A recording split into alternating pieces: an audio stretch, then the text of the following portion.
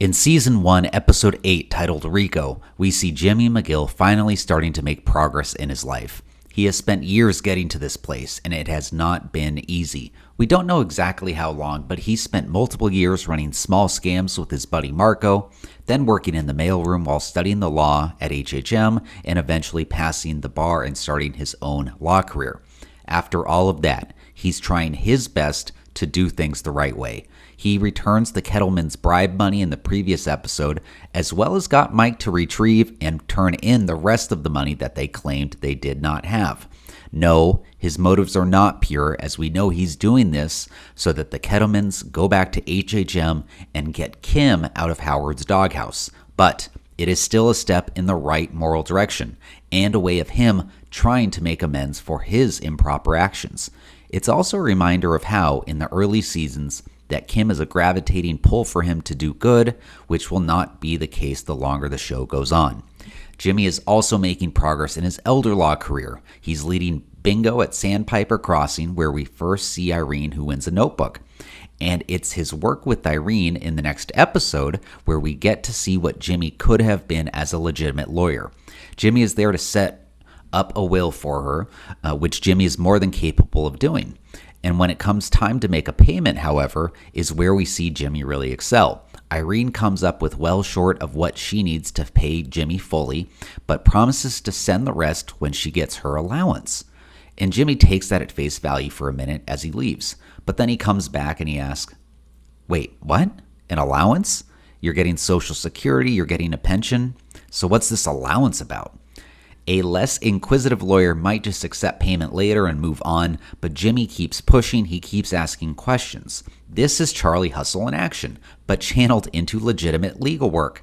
Jimmy's natural curiosity, his inability to leave well enough alone, his compulsion to dig in and investigate, all the traits that made him a great con artist are now being used to serve his client's actual interest.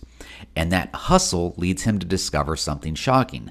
When Irene shows him her bills, Jimmy notices Sandpiper is charging residents $14 for a box of Kleenex, among other excessive charges. His sharp eye for detail, his instinct for spotting when someone's getting ripped off, these are the same skills that he used in cons, but they're now being used to uncover real fraud affecting real victims. This is the moment where Jimmy's natural talents as a lawyer shine through, completely legitimate channels. The hustle that Howard spotted is exactly what makes Jimmy great at this job. What happens next is crucial to understanding Jimmy's character. He doesn't scheme. He doesn't plot some elaborate con. He marches into Sandpiper the very next day, eager to meet his clients, but is roadblocked by the employees. He confronts them professionally, even if his use of stationery is a little bit substandard by using toilet paper. He still serves proper legal notice. He follows every rule in the book and tells them what they are doing by shredding evidence is improper. And when he needs that evidence, after a minute of searching in the trash can along with the call from Rich Schreikert, Sandpiper's attorney, he finds those shredded documents in the public recycling bin, completely legally. It's public property, it's fair game, it's legitimate detective work that any competent attorney would do. Jimmy is not cutting corners, he's not bending the rules, he's doing everything the way Chuck always said he should do it. This is Jimmy McGill operating as the lawyer he always had the potential to be. Thorough, dedicated, and genuinely fighting for his clients who are being systematically defrauded. When Jimmy brings the Sandpiper discovery to Chuck, we see something we've witnessed before. Chuck being genuinely stunned by his little brother's capabilities and unsure how Jimmy was able to catch something that Chuck didn't. This was in work I did? Yeah, you must have missed it. Look, Chuck, I got lucky, right? Even a stop clock is right twice a day. Now, this moment mirrors the flashback that we saw earlier in the episode, where Jimmy meets Chuck in his office to share the news that Jimmy had passed the bar. In both scenes, Chuck's face shows the same expression of a complete astonishment. Chuck has spent years underestimating Jimmy, seeing him as the screw-up little brother who could never measure up. But twice now, Jimmy has blindsided him with proof of his actual competence. The parallel is striking. In the flashback, Jimmy surprises Chuck by becoming a lawyer at all. Here, he surprises Chuck by being a good lawyer, one that can spot fraud that Chuck himself missed. In both moments, Chuck's shock reveals what he truly thinks of his brother's capabilities. And then comes the moment that Jimmy has been building towards his entire life. He asks Chuck directly, "Are you proud of me?" Now, are you proud of me? Oh, yes, absolutely. Thanks. Chuck, that means a lot. But that hesitation tells us everything. Chuck is not proud as much as he is astonished.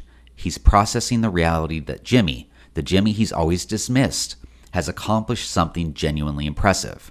The reluctant absolutely carries the weight of decades of bailing Jimmy out of his own mistakes and Chuck's internal struggle to reconcile his firmly held view of Jimmy with the new evidence that he has in front of him. This is the moment that Jimmy's been chasing his entire life. It's not money, it's not fame, it's his brother's respect. And he gets it, sort of. But even this qualified recognition comes with limits. Even when Chuck says he's proud of Jimmy, even when Jimmy has done something really impressive, Chuck still won't hire him. Consider hiring me. As what? Oh, a lawyer, obviously. Yeah.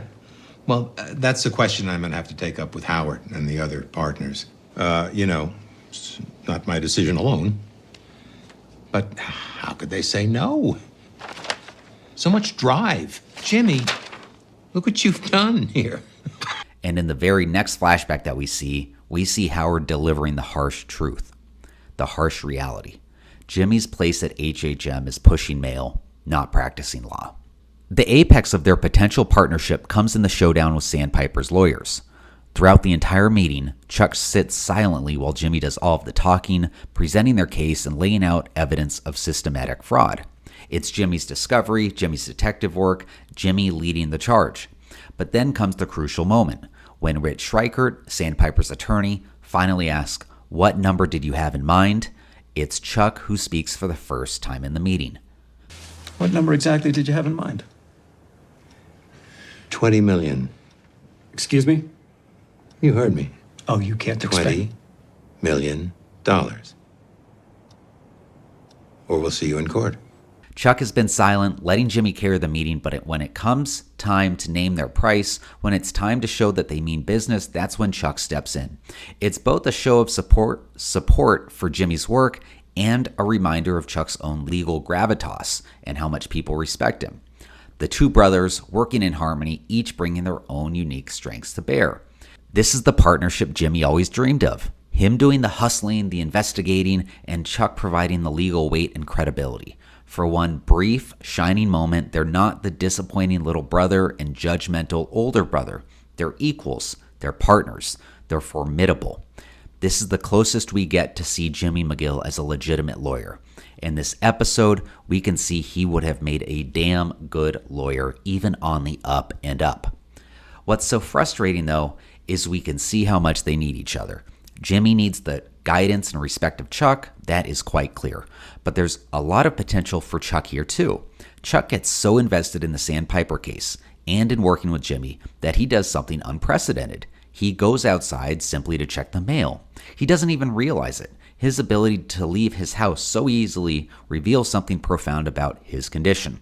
His electromagnetic sensitivity has always been tied to his mental state. And it seems to me that when he feels purpose, when he feels valued, when he's doing meaningful work, the symptoms that have imprisoned him for years simply fade away. This is a partnership that could have changed everything for both of them. It could have kept Jimmy on the straight and narrow, and it could have helped Chuck's mental state and quality of life. In these episodes, we see the tantalizing possibility of what could have been, and that makes what's coming next all the more tragic.